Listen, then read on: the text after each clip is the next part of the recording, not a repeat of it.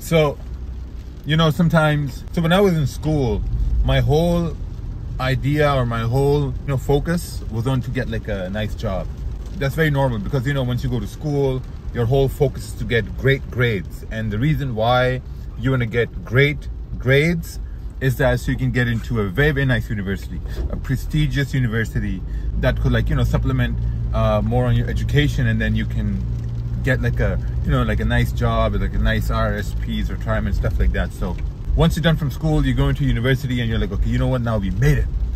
We finally made it in university, and now, you know, we can do whatever we want. But then later on we realize that, oh shit, university is way different. It's way different than school. There's way more to do in university, you know, like with projects, and you have festivals, and you have, like, you know, different experiments you got to do and stuff like that. So university got a little bit harder, you know, but except for those people who really, really were passionate about certain things, you know, for them it's really, really easy. But for some, you know, they're like, okay, university, I just want to get it over with. I just want to get my degree, and I just want to get it done.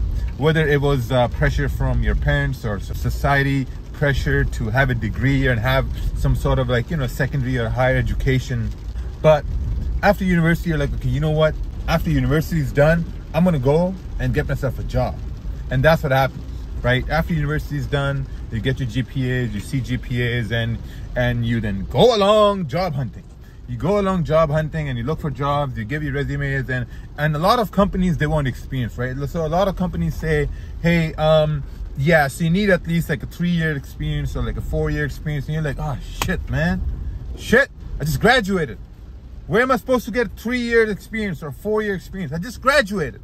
You know, so you start out like a basic role, you know, like data entry, or like, you know, a junior software guy, or like, you know, sometimes like, most of the guys who go to business schools, they get into, like, you know, let's say banks or institutional funds, or they go to sales positions in companies. That's still pretty good.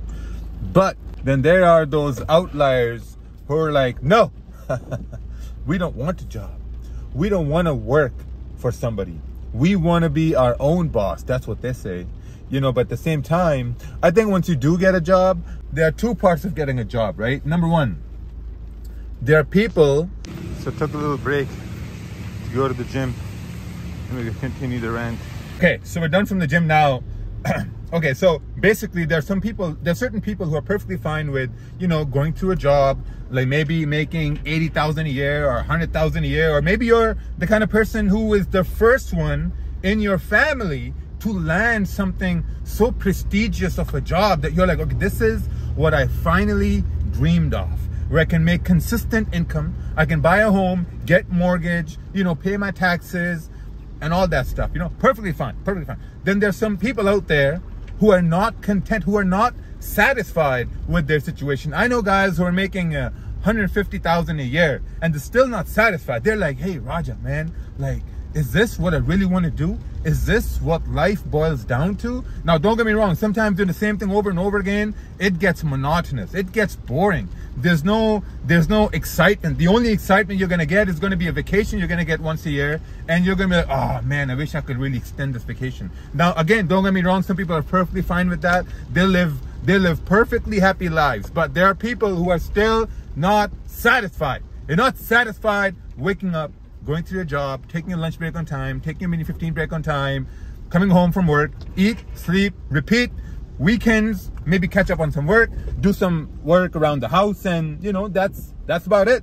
And for those people, those are the kind of people who keep looking for opportunities, right? You keep looking for business opportunities, some different endeavors. You have money plotted in different places. You have certain investments you want to do. You have money in, like, you know, those pre-construction projects, stuff like that. So, and again, in those people, there are also two types of categories, right? The number one category in that sort of population, the number one category is that people who are not satisfied, but they just talk. They're not action takers. They're not the ones who are going to take action. Then they're the ones who are not satisfied, but they're taking consistent action every day. Every day they go out there. Every day they look for an opportunity, they take an action. They fail. You know, and failure is a part of life. Failure, beyond failure, is success, you know, at the end of the day. So this is kind of like a cycle we go through, right? We go to school, we go to university, we go through a job, we get responsibilities. Then, you know, there's certain people who are not satisfied with their jobs or their outcome or in the environment they're placed in. And then there are kind of people who are perfectly fine with that, right? So I think at the end of the day, the most successful people are the ones who are completely satisfied with their careers, because they have maybe like minimum debt. You know, they own their own home, their mortgage is minimum, they're perfectly fine, they have insurance, they're perfectly happy, they got families, right? And then there are those miserable people who are not satisfied at their jobs, and also they don't take any action. You don't take any action, you just talk. You're living in this dream state. You got to come out of that dream state. You got to come out of that dream world. It's not going to be there forever. You know, so hopefully we all can like, you know, keep my thoughts here in perspective. I'm going to use this channel as like, you know, a thought-provoking. I'm going to start making thought-provoking videos as well, the things that go through my mind, you know. So have a great day, and we shall see you. Oh, it's Tuesday. We're going to see you tomorrow.